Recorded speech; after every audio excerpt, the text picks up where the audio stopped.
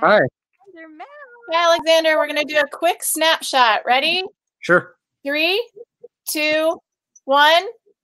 Perfect. Thanks. Great. Hi, how you doing? Great. How are you doing? I'm good. I feel like I see your name all the time on Twitter, so I feel like I already know you. Yeah, I am pretty active on Twitter. I actually got a little special guest with me. I'm sure you recognize this crazy girl. Oh, my name is Barry.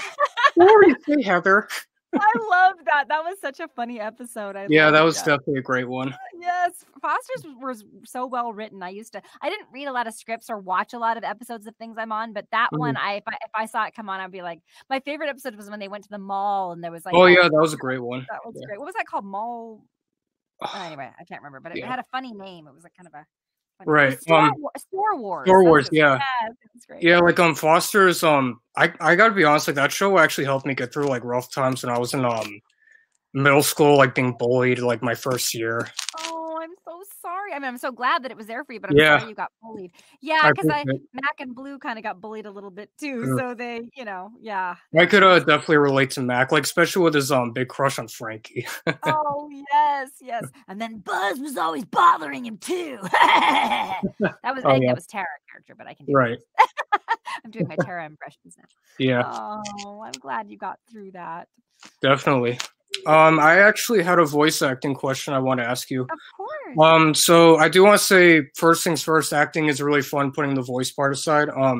I personally choose voice acting just because I've always been a big animation leaning guy, and I find it's easier, like just not having to worry about like how you look, and just doing all the acting behind a microphone, and just if you have that awesome advantage, being able to manipulate your voice. That sounds great. So my question is, when you're doing recording sessions for video games, because I know like when you're doing video games, you're pretty much just by yourself, like recording.